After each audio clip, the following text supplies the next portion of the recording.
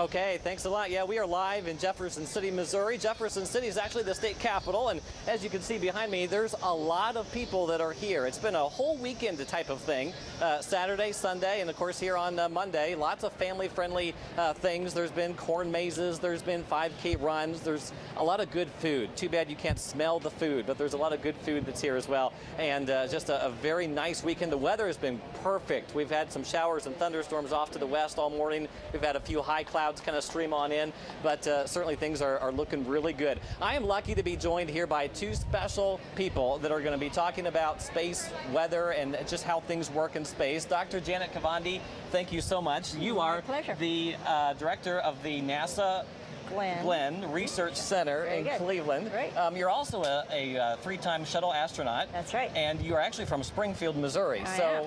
Welcome home. Thank you. It's great to be back. Well, great. Yeah. So now, we've been talking a lot about safety, and obviously you don't want to look right up at the sun.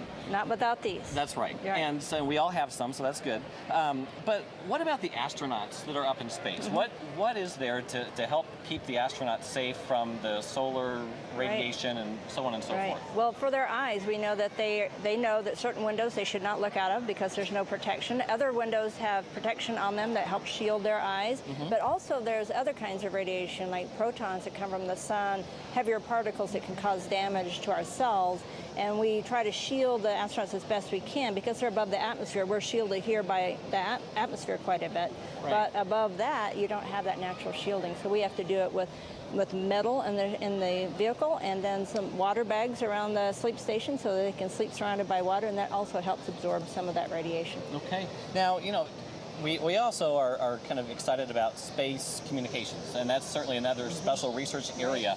And so also with me here today is Dr. Tamitha Skov. Now, you're from the Aerospace Corporation in Los Angeles, so welcome to Central Missouri. Thank you. Now, you're also a space meteorologist, and you are also referred to as the space weather woman. I am. Right? So I've been intrigued by this. What exactly does a space weather woman do?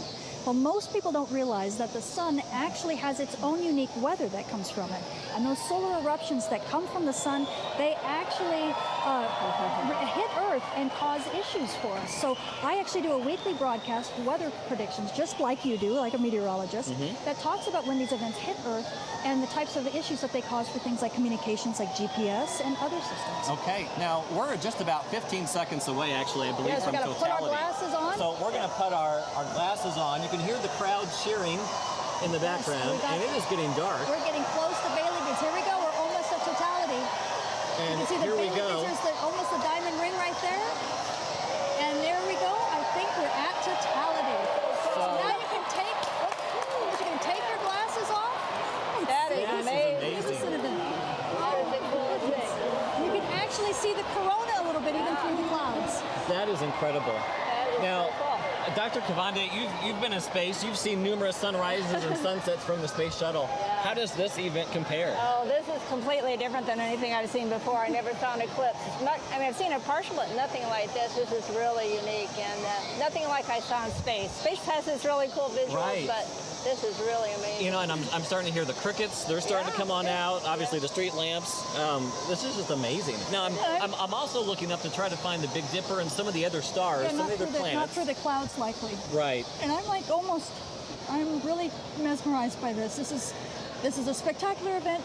We've had several solar storms that have been launched, and some of them have been launched from the left side of the sun. So we're actually seeing a difference from what the corona looked like in our predictions to what it looks like now.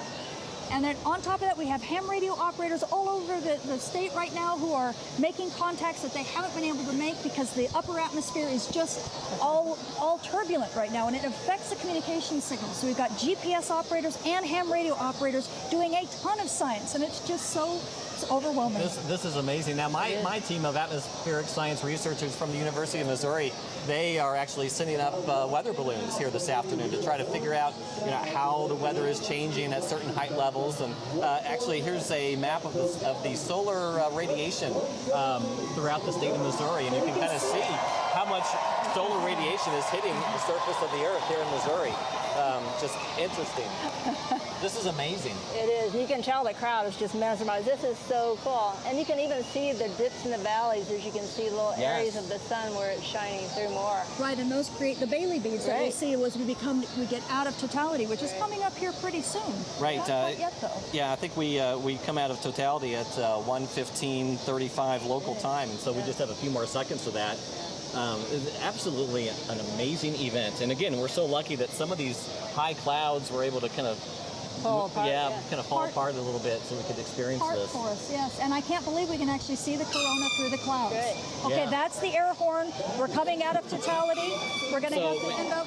Oh, and So we need to put our safety in just a glasses back on. there we go. Put your Bailey beads. There we go. We got to put the glasses back on. Oh my Okay. goodness. So as you can see, we're coming out of totality here in Jefferson City, Missouri. Ladies, thank you so much for experiencing this with me.